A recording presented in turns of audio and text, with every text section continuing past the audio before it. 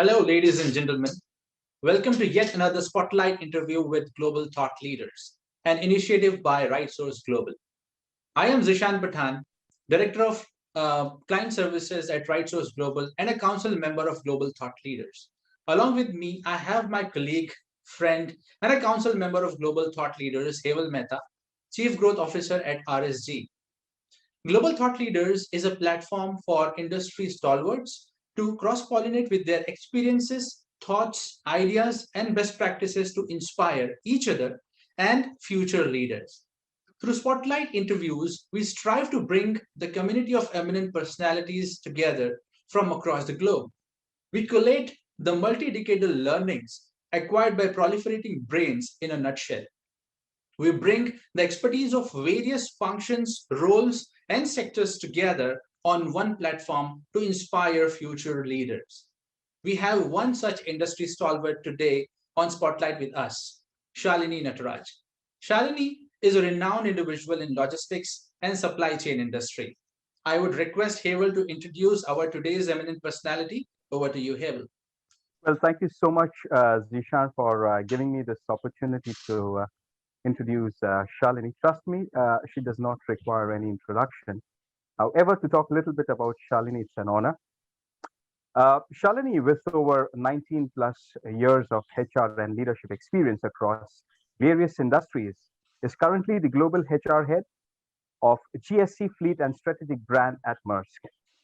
Shalini has vast experience in building strong teams, influencing business strategies, and shaping the culture of organizations with special focus on coaching and diversity. Her talent philosophy is you don't build a business, you build people and teams, and then they build the business. Shalini appreciates a balanced life of self care and wellness. She enjoys art, yoga, and meditation.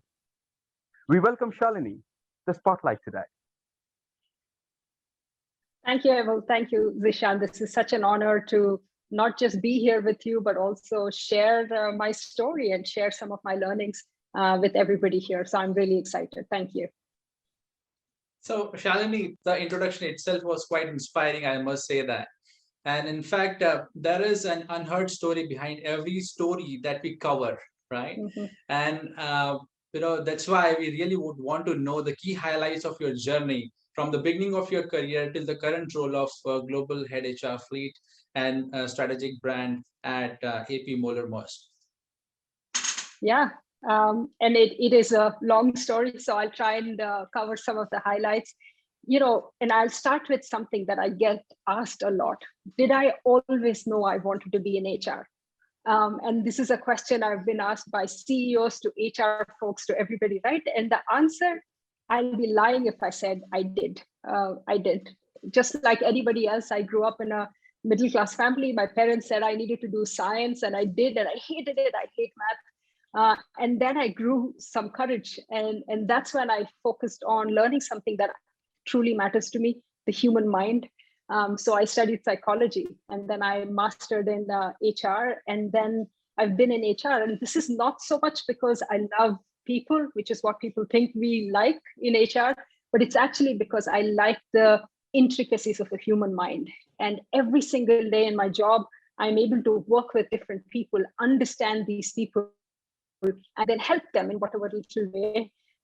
So yes, I was confused when I began, just like many people. I didn't have a really new was that I had some skills that I brought to the table, which made a difference to people, to organizations. And in the last 19 years, I've been able to use that to create a culture in an organization and then to create a career for myself. So then some highlights have been that I studied something that I'm working on, which is not something that many people can say, but I do believe my education has helped me come to a place where I can take theory and then I can take that and practically use it in my everyday business and everyday work. And those have been something that I really, really liked doing, and I continue to do. And one of the other things, and I'll end by saying this, is that the other highlight has been that being in HR has taught me compassion, has taught me to want to not just do it for myself, but to be there for other people. So there's a lot of work with CSR and with well-being that I've been really passionate about doing. So that is me in a nutshell of 19 years of career, but overall a human being who's benefited a lot by other people's patience with me, other people's support for me, as well as I want to give it back to them as I think about being a coach and being a mentor for many people. So I'll stop here, Zishan, and see if that helps. I would say that's an inspirational journey. I must say that. Right. So, Shalini, being the part of various, strategy meets, what are the key changes you brought in the function to make it more efficient and effective, especially when you're working in a logistics and supply chain industry? Yeah. And I have to start with a story, right? I was interviewing for Maersk about 3 years ago, and I'd worked in other companies. And someone asked me, why are you planning to join a masculine company? And even if I didn't have any reasons to join Maersk, that sentence made me join Maersk, because I don't believe that companies have masculinity or femininity. It's the perception around things that they do. And to be fair, like the logistics companies have big ports, big ships, big containers, which makes it feel like a little bit more masculine. However, I was actually pleasantly surprised that as I got in, the culture so much wasn't masculine. It was just a little bit more process driven, a little bit more hardcore versus sometimes not as balanced with empathy. So some of the things that we have done, and Maersk being one of the biggest in the world, has also been able to influence the industry in this, where we're bringing human back into human resources. And I genuinely think it's not just with logistics, it's with every organization, every industry needs to focus on that a whole lot more, right? So a few things we've done, and we can go into details sometime later, is there's a lot of focus on technology and automation. But what I believe we have been able to do is take technology and automation and then bring synergies with people. And it's not about one being better than the other, one doing more than the other. It's about how can we take the good here and then the good with people, bring it together to make better decisions. So we have kind of created a model where we work in synergy, which then leads to diverse environment, inclusive workplace. And then the biggest thing, and I'll maybe focus a little bit on the non-office based people with logistics, right? Because when you think about our containers, our shipments, everything is done more in the port, more in the ocean. So we have tons, like about 10,000 of our employees, our crew in the ocean, right, in our vessels. And we've been able to make them feel like they belong. And that's a hard thing for people to do, because they don't come to office every day. They don't see the fun part of our office every day.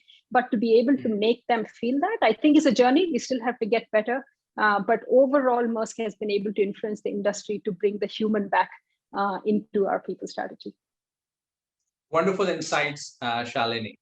In fact, that naturally drives me to the next question that I'm going to ask to you, and especially it is interesting to ask someone who is into the logistics field, right? So dealing with the millennial workforce, right? Yeah. So dealing with the millennial workforce has become a different ball game, as the younger generation prefers work-life balance and flexible schedules and telecommuting. So what are the principles you suggest for fluid task management with gig economy? Yeah, I think that's a great question, Zishan. And the pandemic, I think, has taught us many things. And I'm so glad that irrespective of what a big crisis, it still continues to be that it's changed how we operate as human beings, as leaders, as companies, right? And so let me talk about what's happening today, and then we can talk about the past if we have to. One, I think flexibility and work-life balance is not just a millennial thing anymore. And I can tell you, after 19 years of working in an organization or in many organizations, that I do want to have my own time to go for a yoga retreat, to take a sabbatical and travel the world maybe for 6 months. And I'm not a millennial at all, by far, right? But I really think flexibility and balance is something that every company has to strive to achieve right now. And then if you add gig economy, and then if you add people who aspire to do multiple things at the same time, then it's really important for most companies to have a culture that allows for it. And I can give you some practical examples of things that we can do. One of them is flexibility. How do we make remote working from anywhere as easy as possible, that there isn't any rule that you have to be in front of me to be able to work every day, that there isn't a rule that you're only successful if your boss is sitting in front of you, right? Take away the mindset, take away the ecosystem that believes that physical presence equals to success. So then make flexi work really, really useful. I also believe we've succeeded a lot in making them feel like they belong by ensuring that irrespective of how long a gig employee is staying within your organization, that they get the same support, they get the same ability to make collaborative partnerships, and then also that they get onboarded really, really well. So that way, even if they stay for 6 months, that their impact starts from day 2, day 3, and not after 1 month, right? Because you need to have really, really strong onboarding plans to ensure that they feel like they belong.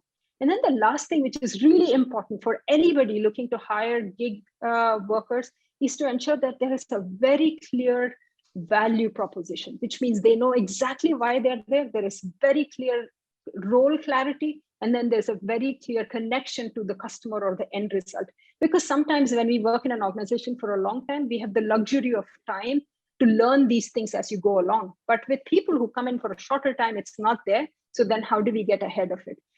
So then I'll end by summarizing that millennial or not, flexi working, a balanced workforce and a culture, looking at overall well-being is really, really important for everybody. And then if we go into gig economy, then ensuring that they feel like they belong, they know exactly what they're there to do, and then we are able to give them the flexi working remote capability to be successful.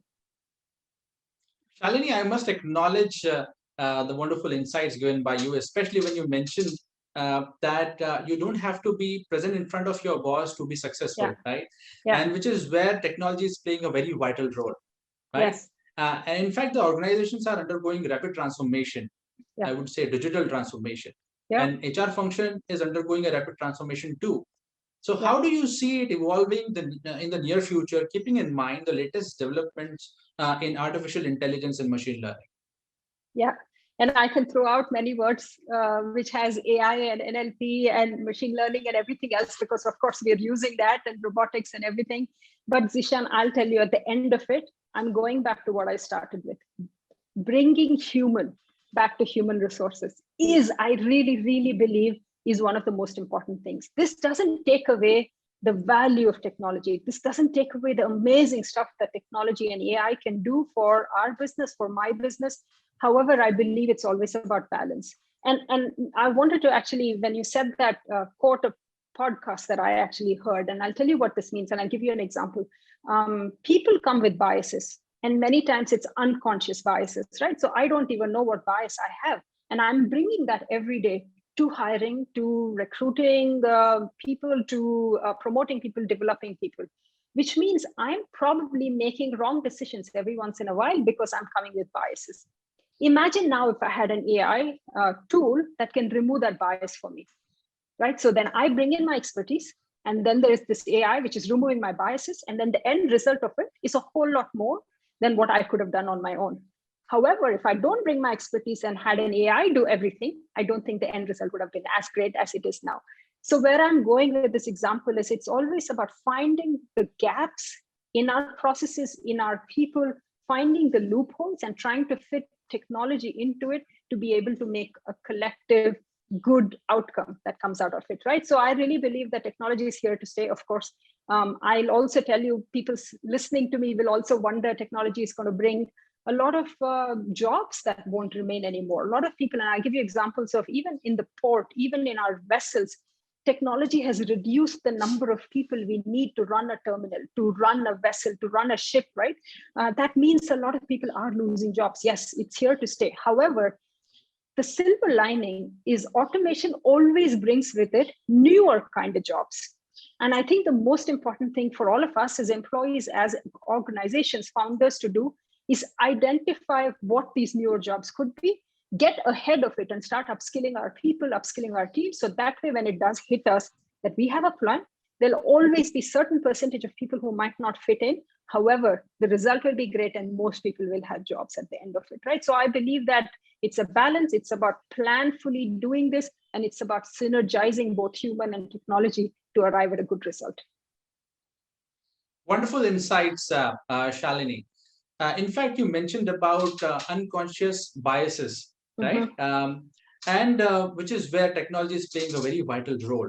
Yes. And though technology is one of the key strategies that the companies are using these days, there are other factors which also contribute to the organizational transformation, right? Like Yes. Diversity and inclusion, right? Yeah. So, what are the key people strategies which are helping organizations to promote diversity and inclusion, keeping Yeah. in mind, the point that I've mentioned about unbiased, biased, Yes. thoughts that Yeah. the people have, right? Yeah. Two of my most favorite words, diversity and inclusion. And I don't say this as a woman leader. I say it as somebody who believes that there is an opportunity to make a change, right? Like I kind of feel like as a woman leader, when I say something about diversity, it always sounds like, oh, she's a woman and she has an opinion about women getting more jobs. And I genuinely think, yes, there's a little bit of that, but a whole lot more of how diverse teams have been able to make amazing strategies that have helped organizations. So I always come from a, why is this good for business? I want to have a conversation with my CEO, with my CFO, who cares about the revenue and profits, and then say, if you have a diverse team, here is the percentage increase that you will see in businesses getting better, in your net promoter scores, in your CSAT getting better, right? Like, so I genuinely believe that the why behind diversity and inclusion sometimes gets lost. And I think it's important to root ourselves into the why behind diversity and inclusion. Let me then take a few things that we have done both in Maersk as well as outside as we've looked at influencing the industry, if you will, right?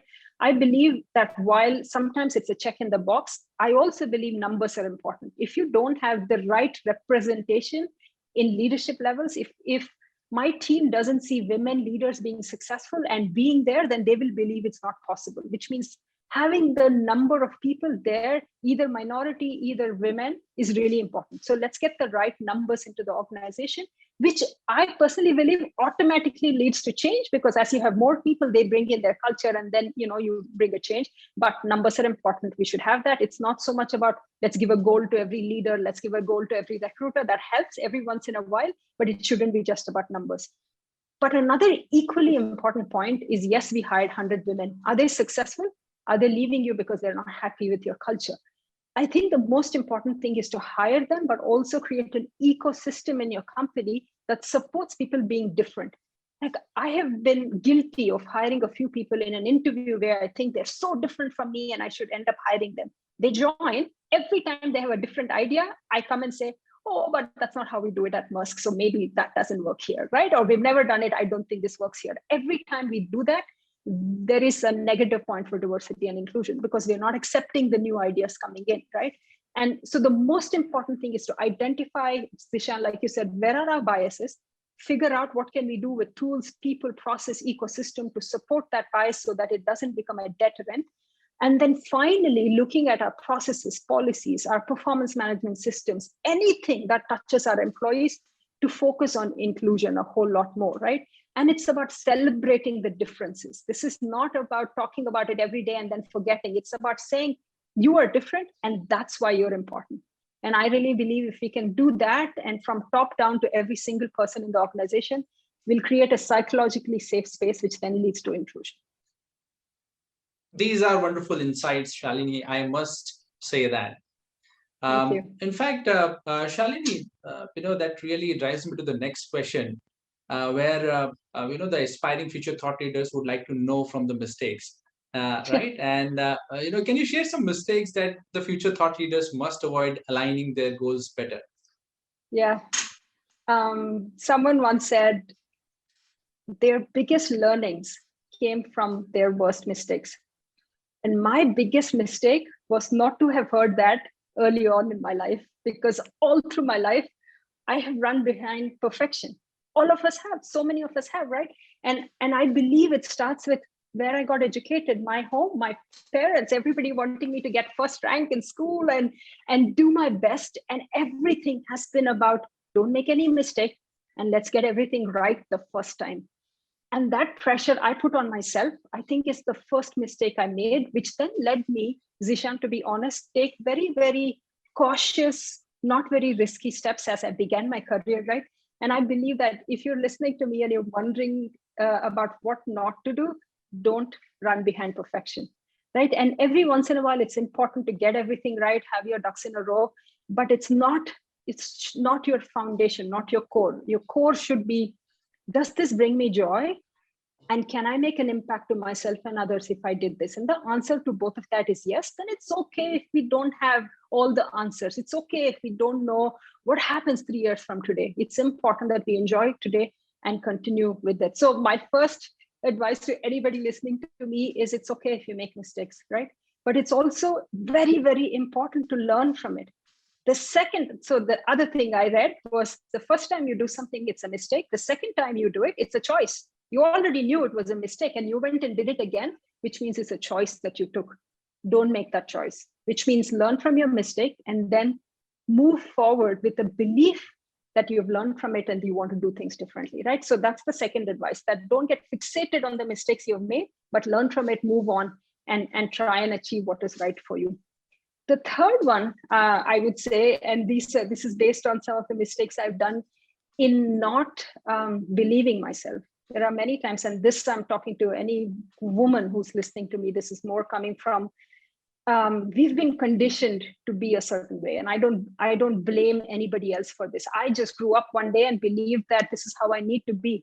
But for a long time, was unable to stand by those decisions. It's either, let's say I took a break to do something on my own, or I chose a different career, and then I'm feeling guilty about it when I come back. And most women do. Think about if you took a break because you wanted to have a child and you come back and you're so apologetic about it.